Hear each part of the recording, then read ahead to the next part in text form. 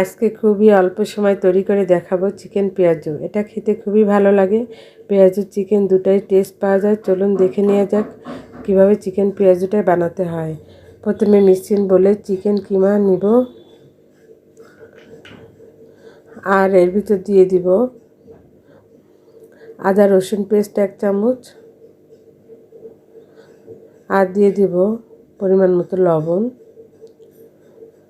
আর এখানে দিয়ে দেব চাট মশলার গুঁড়া 1 চামচ, আর দিব জিরা গুঁড়া 1 চামচ, এখানে দিব 1/4 চা চামচের মতো হলুদের গুঁড়া, আর দিব হাফ চামচের একটু বেশি মরিচের গুঁড়া, আর এখানে জিরা গুঁড়া দিয়ে দিব হাফ চামচের মতো, আর দিব গরম মশলা হাফ চামচের মতো, আর দিব 1 কাপ পেঁয়াজ কুচি, আর এখানে একটা আলু কুচি করে দিব,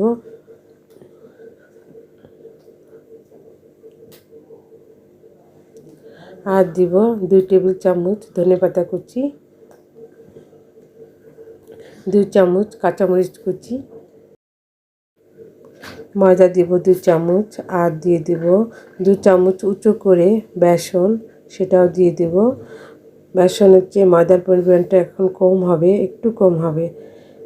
এখন 5 মিনিটের মতো মাখিয়ে নিব। ঠিক এইভাবে মাখিয়ে নিতে হবে। মাখানো হয়ে গেছে।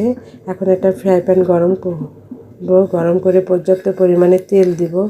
তেলটা দেওয়া হয়ে গেলে আপনাদের মতো করে ছোট বড় করে বানিয়ে নেবেন। আমি ছোট করে বানিয়ে নিয়েছি। এইভাবে পেঁয়াজগুলো দিয়ে দিতে হবে। মিডিয়াম আঁচে পেঁয়াজগুলো ভেজে নিতে হবে। উল্টে পাল্টে ভেজে নিতে হবে।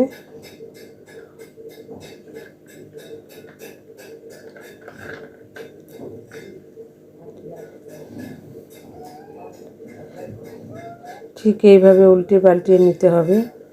বেশি আঁচে দেওয়া যাবে না, তাহলে পুড়ে যাবে। দেখুন গোল্ডেন কালার হয়ে গেছে। এখন উঠিয়ে নিব। সবগুলো পেঁয়াজু এইভাবে ভেজে নিতে হবে।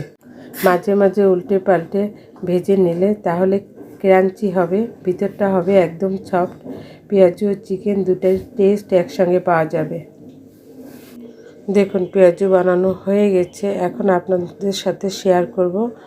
আমার এই রেসিপিটা যদি আপনাদের ভালো লেগে থাকে লাইক ও শেয়ার করতে ভুলবেন না। ফিরে আসবো নতুন কোনো রেসিপি নিয়ে।